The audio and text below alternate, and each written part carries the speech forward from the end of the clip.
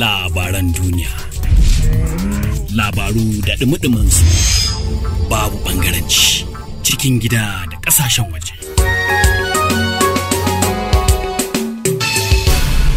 Unity.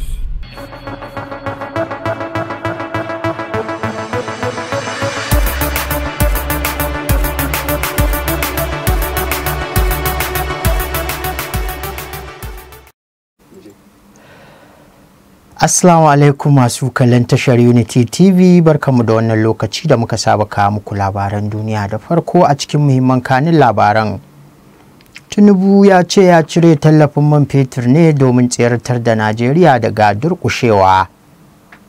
Sanatoci na son a baiwa 'yan Najeriya mazauna ƙasashen waje damar yin zaɓe. 'Yan bindiga sun sako ɗaya daga cikin 'yan yi wa ƙasa hidima 7 da suka sace a Zamfara. A labarin ƙetare kuwa, Majalisar Ɗinkin Duniya ta buƙaci a bar motocin agaji su shiga Gaza a yau Lahadi. Sai kuma a labarin wasanni, inda za mu rawaito muku cewa Harry Kane yana ci gaba da tsarewa Bayern Munich mutuncinta a idon duniyar ƙwallon ƙafa.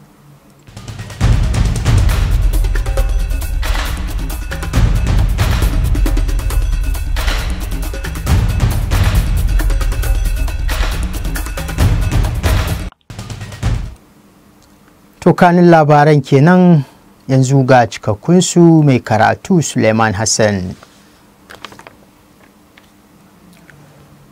Shugaban Najeriya Bola Ahmed Tinubu ya ce gwamnatinsa na gudanar da tsare-tsare da manufofi da nufin samarwa 'yan ƙasar nan ci gaba mai ɗorewa. Tinubu na wannan jawabi ne a lokacin da wakilan ƙungiyar Musulmai ta Kudu maso yammacin Najeriya suka kai masa ziyarar cappa a ranar Juma'a a fadarsa da ke wato Bila. Shugaba Tinubu ya ce ƙasar nan na buƙatar sadaukarwa domin samun ci gaban da ya kamata. Tinubu ya ce abu ne da ya shafi makomarmu, dole ne mu samar wa kanmu makoma mai kyau. Allah ba zai ɗora mana abin da ba za mu iya ba. Allah na da dalilinsa na kawo mu wannan matsayi da muke ciki. Abubuwa na ƙara tsananta ga al'umma, amma da yardarsa, wato yardar Allah za a samu sauƙi. Tinubu ya kuma kare matakinsa na cire tallafin man fetur da cewa ya yi hakan ne domin tseratar da Najeriya daga durƙushewa. Ya ce mun kwashe kimanin shekaru 40 muna ta ƙoƙarin kaucewa matakin cire tallafin man. Za mu sha wahalar matakin a yanzu, to amma domin tseratar da ƙasarmu daga durƙushewa ya zama wajibi mu cire tallafin, wace a cewar Tinubu. Shugaban Najeriya ya ce tarihin ƙasashe da suka ci gaba, babban abin da ya kawo musu ci gaban shine ɗaukar matakai masu tsanani da tsauri da shugabanninsu suka yi a lokacin da ya dace akan dalilan da suka dace. Shugaban ƙasar ya ce matsalolin da Najeriya ke fuskanta a yanzu na wucin gadi ne, inda ya tabbatarwa 'yan ƙasa cewa daɗi na zuwa a nan gaba.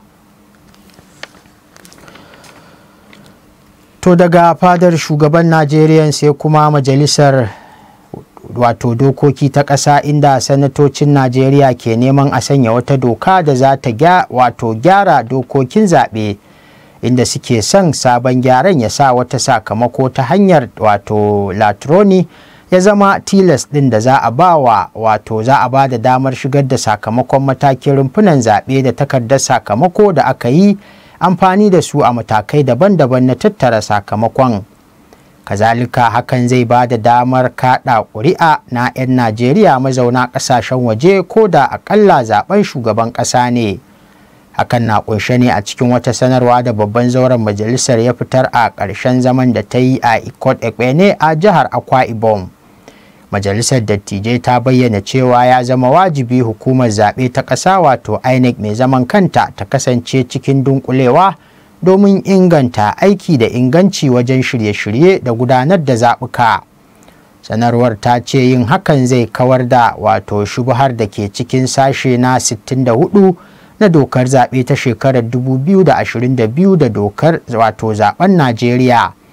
Har ila yau, zauren majalisar ya ce ya zama wajibi a watsa sakamakon zaɓe ta hanyar latironi daga manyan zaɓuka masu zuwa na shekarar 2027 gami da loda sakamakon matakin zaɓe na takardar sakamakon da ake amfani da su a matakai daban-daban na tattara sakamakon zaɓen. Da wannan mataki dai ana ganin za a iya ƙaddamar da zaɓen 'yan ƙasar waje, aƙalla zaɓen shugaban ƙasa, domin baiwa 'yan Najeriya damar kaɗa ƙuri'a, musamman waɗanda ke aiki a ƙasashen waje kamar wato sojoji, jami'an tsaro da sauran jami'an tsaro a ƙasashen waje. Ma'aikatan ofishin jakadanci da sauran 'yan ƙasa. Majalisar Dattijai ta 10 ta ci gaba da cewa lokaci yayi da za a bullo da kuma samar da cikakken tsarin tsaron ƙasa wadda ya zayyana manufofin tsaron ƙasar da kuma manufofin da suka sa a gaba. To game da batun man fetur a Najeriya kuwa, kamfanin man fetur na Najeriya NNPCL a turanci a takaice ya gargadi jama'ar ƙasar nan da su kiyayi sayan mai suna adanawa domin tsoron fuskantar karanci da ƙarin farashin man. Wannan gargadi dai ya biyo bayan ƙaruwar jerin motoci ne a gidajen mai a sassan ƙasar nan a 'yan kwanakin nan. NNPC Limited ya ce yin gargaɗi ya zama wajibi bisa la'akari da yadda aka fara ganin layukan ababen hawa a gidajen mai a birnin Iko, wato cibiyar kasuwancin ƙasar, ko kuma birnin Lagos da birnin tarayya Abuja da dai sauran wasu garuruwa na Najeriya.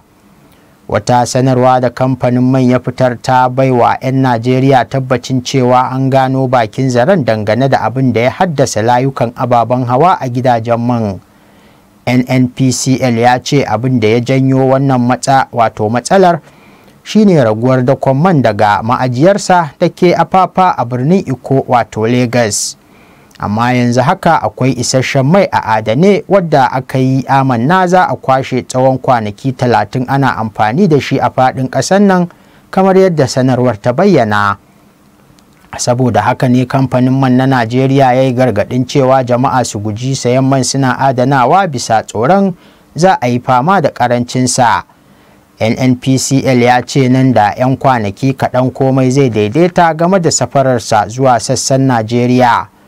Ana fatan dai wannan sanarwa da kamfanin man ya bayar za ta kwantarwa jama'ar ƙasar nan hankali, ta kuma kawar da duk wata fargaba da ake yi na cewa mai yiwuwa an hau hanyar fama da ƙarancin man fetur ko kuma an fara take-taken da za a ƙara farashinsa.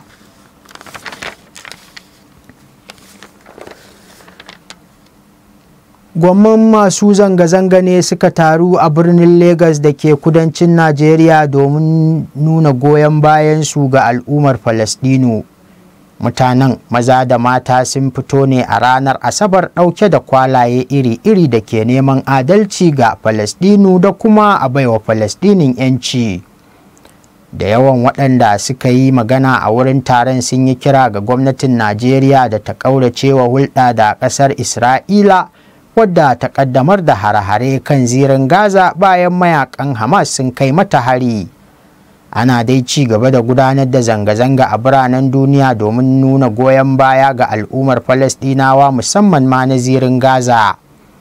Yau kwanaki 16 kenan da Isra'ila ta fara lugudan wuta a kan birnin bayan harin da Hamas ta kai mata ranar 7 ga watan Oktobar nan na 2023 da muke ciki, inda suka kashe mutane aƙalla 1,400 kuma akasarinsu farar hula ne.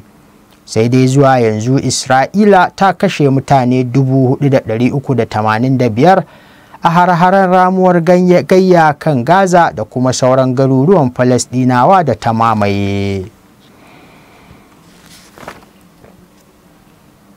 To a fannin tsaro kuwa a nan Najeriya 'yan bindiga sun sako ɗaya daga cikin mata 7 da suka yi wato masu yi wa ƙasa hidima da suka yi garkuwa da su a jihar Zamfara.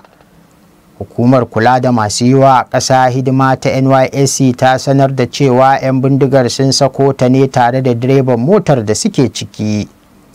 Idan mai kallo bai manta ba dai an yi garkuwa da masu yi wa ƙasa hidimar ne a ranar wato a jihar Zamfara a yayin da suke kan hanyarsu ta zuwa sansanin horar da su da ke jihar Sokoto.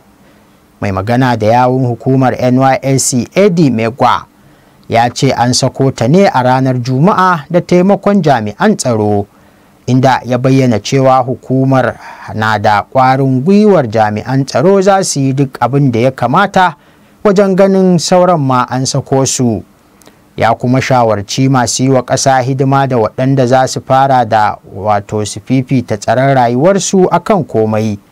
Yana mai cewa hukumar ba za ta yi ƙasa a gwiwa ba wajen tabbatar da tsaro da kuma walwalarsu a koda yaushe. To a labarin ƙetare kuwa, shugaban hukumar agaji ta Majalisar Ɗinkin Duniya ya ce yana fatan za a ƙyale motocin kayan agaji kashi na biyu su shiga Gaza a yau Lahadi. Martin Griffiths ya ce an cimma yarjejeniya da Masar kan ƙyale manyan motocin kayan agaji tsallakawa ta iyakar Rafah. A jiya Asabar ne dai manyan motoci 20 ɗauke da magunguna da abinci suka wuce ta mashigar. Mr. Griffiths ya yi kiran da a sanya man fetur a cikin kayan da za a kai Gaza. Hukumomin Majalisar Ɗinkin Duniya dai sun bayyana halin da ake ciki a Gaza a matsayin mai tayar da hankali, sannan sun ci gaba da nanata kiran a tsagaita wuta. A gefe guda kuma, Hamas ta ce akalla mutane 55 ne suka mutu sakamakon har-hare ta sama da Isra'ila ta kaddamar zuwa Gaza cikin dare, kamar yadda kamfanin dillancin labarai na AFP ya rawaito. Ƙungiyar ta ce fiye da gidaje 30 ne suka rushe a lokacin har-haren. Hakan na zuwa ne bayan da mai magana da yawun sojojin Isra'ila ya ce har-hare ta sama a zirin Gaza za su taimaka wa dakarunta da ke ƙasa wajen tsara ƙaddamar da nasa har-haren. Daniel Hagari ya ce har-haren za su taimaka wa Isra'ila rage wa dakarunta da ke ƙasa hatsari waɗanda ke jibge a kusa da kan iyaka. Ya kuma yi kira ga fararen hular Falasɗinawa da ke Gaza da su ci gaba da ƙaura zuwa kudancin yankin, musamman waɗanda ke zaune a birnin Gaza domin kare lafiyarsu. To a fannin wasanni kuwa, akalla ƙwallon ƙafar makalla ƙwallon ƙafar gasar Bundesliga sun ci gaba da kiran sunan Harry Kane a daidai lokacin da ɗan wasan ya ci gaba da daga darajar Bayern Munich a gasar ta Bundesliga. Harry Kane ya ci ƙwallo ta 9 a wasa na 8 a Bundesliga bayan da Bayern Munich ta doke Mainz da ci 3-1 a cikin ruwan sanyi a ranar Asabar. A minti na 11 da fara wasa ne dai Bayern Munich ta zira ƙwallo a raga ta kafar Kingsley Coman, inda minti 6 tsakani Harry Kane ya ƙara ta biyu. Ƙwallon ta 9 kenan da tsohon ɗan wasan Tottenham ɗin ya zira a raga da fara kakar bana. Sauran minti 2 da za su je hutu ne Mainz ta goge ƙwallo ɗaya ta kafar Anthony Kachi. Sai dai bayan da suka koma zagaye na biyu, Leon Goretzka ya ciwa Bayern ƙwallo ta 3 a karawar ta mako ta 8. Da wannan sakamakon Bayern Munich tana mataki na 3 a kan teburi da tazarar maki 2 tsakaninta da Leverkusen mai jan ragama da tazarar maki 1 tsakaninta da Stuttgart ta biyu. Leverkusen da Borussia Dortmund da ƙungiyar da Thomas Tuchel ke jagoranta su ne waɗanda ba a ci ba a gasar Bundesligar kawo yanzu.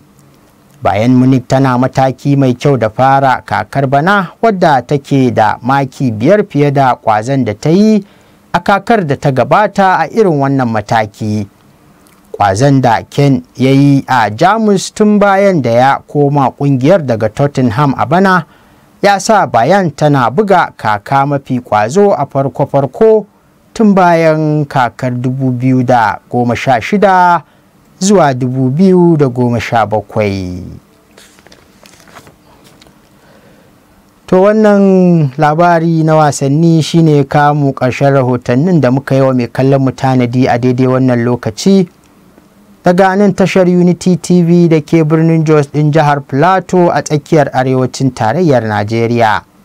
Amma kamar yadda muka saba tunatar da mai kallo kafin mu yi sallama da ku, Za a iya ci gaba da bibiyar ƙayatattun shirye-shiryenmu domin kallon su a kafafenmu na sada zumunta da suka hada da Facebook, Twitter, YouTube, Instagram da sauransu duk at Unity FM TV.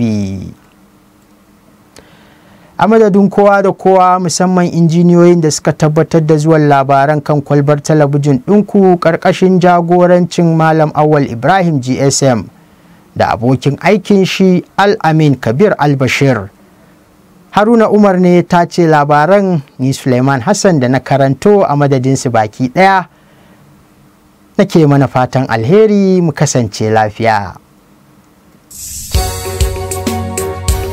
Labaran duniya, labaru da ɗumi-ɗuminsu, babu ɓangaranci, cikin gida da ƙasashen waje.